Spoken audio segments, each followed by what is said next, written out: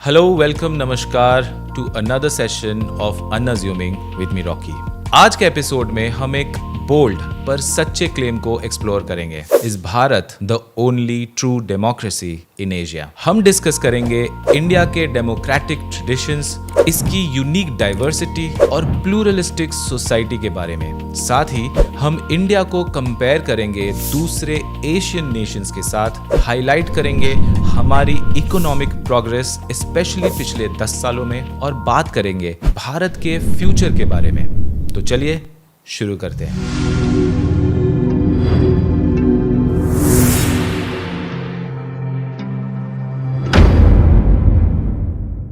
India का democratic root modern era से भी बहुत पुराना है। एंशिएंट टेक्स्ट्स जैसे ऋग्वेद में सभा और समिति का जिक्र है, जो डेमोक्रेटिक असेंबलीज के अर्ली फॉर्म्स थे। 1947 में इंडिया और पाकिस्तान के फॉर्मेशन से भी पहले डेमोक्रेटिक प्रैक्टिसेस इंडियन किंगडम में एम्बेडेड थे। हमारा कॉन्स्टिट्यूशन, जिसे चाहे आप जितना कोस ले, 1950 में अडॉप्ट हुई इंडिया के कॉन्स्टिट्यूशन ने एक रोबस्ट डेमोक्रेटिक फ्रेमवर्क एस्टैब्लिश किया है। ये सिस्टम टाइम के साथ साथ स्ट्रॉन्ग बना रहा, जबकि बहुत से एशियन नेशंस ने मिलिट्री कूज, अथॉरिटेरियन रिजीम्स या सिंगल पार्टी रूल ही देखा है।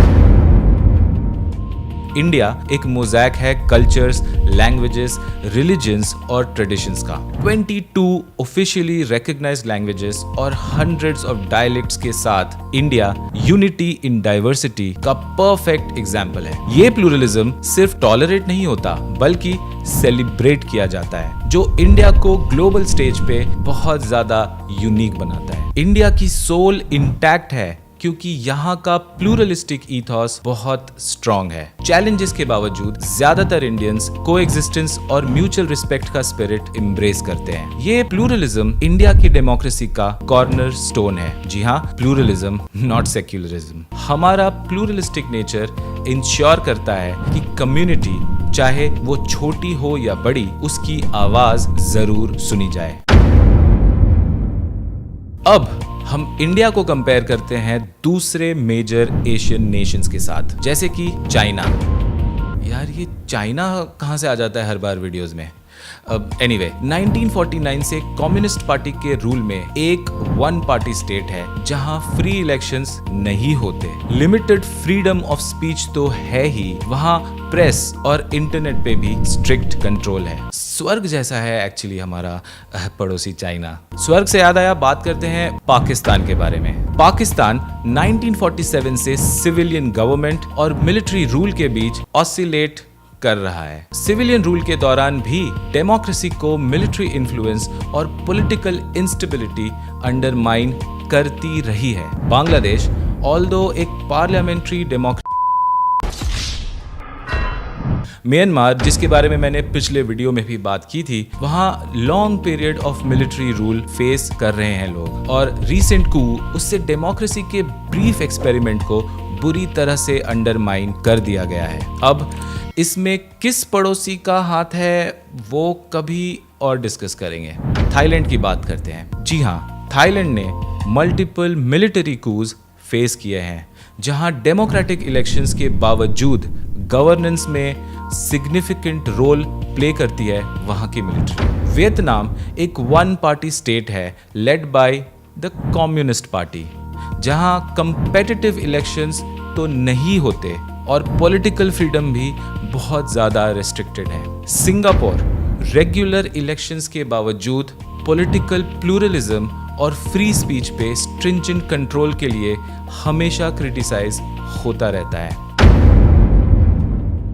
जैसा कि हम सब जानते हैं, इंडिया की इकोनॉमी ने रिमार्केबल ग्रोथ देखी है, स्पेशली पिछले 10 सालों में। 2014 से इंडिया का जीडीपी सिग्निफिकेंटली ग्रो हुआ है, making it world's 5th largest economy. की इनिशिएटिव्स जैसे make in India, digital India और स्टार्टअप इंडिया ने इकोनॉमिक ग्रोथ को और इनोवेशन को प्रोपेल किया है। इंडिया का आईटी सेक्टर थ्राइव कर रहा है, जो ग्लोबल टेक्नोलॉजी और सर्विसेज में सिग्निफिकेंट कंट्रीब्यूशन भी करता है। मैन्युफैक्चरिंग सेक्टर भी ग्रो हो रहा है सेल्फ रिलायंस के साथ थ्रू आत्मनिर्भर Bharat initiative. Friends, India world की 3rd लार्जेस्ट इकोनॉमी बनने की कगार पे है, पर इसको अचीव करने के लिए हर इंडियन को एक रोल प्ले करना होगा। ये रहे कुछ की एरियाज जहां फोकस करना चाहिए। एजुकेशन और स्किल डेवलपमेंट में इन्वेस्ट करना डेमोग्राफिक डिविडेंड को हार्नेस करने के लिए, इनोवेशन और न्यू टेक्नोलॉजीज को इनकरेज करना, इंफ्रास्ट्रक्चर डेवलप करना to support economic activities, economic growth को इन्वायरमेंटल सस्टेनेबिलिटी के साथ बैलेंस करना, सोशल हार्मनी और प्लूरलिज्म को प्रमोट करना to ensure a stable and inclusive society. तो दोस्तों, भारत की journey as the only true democracy in Asia एक यूनिक एग्जाम्पल है अपने resilient democratic framework, unique diversity और प्लूरलिस्टिक ईथॉस का। हर इंडियन के लिए जरूरी है कि वो नेशन के प्रोग्रेस में कंट्रीब्यूट करे। याद रखिए, साथ मिलकर ही हम इंडिया को वर्ल्ड का 3rd लार्जेस्ट इकोनॉमी बनाने का सपना सच में रियलाइज कर सकते हैं। तो दोस्तों, अगर आपको ये एपिसोड पसंद आया तो प्लीज़ सब्सक्राइब करें और दूसरों के साथ शेयर भी करें। That's it for today. See you in the next one with a new idea and a new perspective. Till then, keep rocking and keep watching Unassuming with me, Rocky.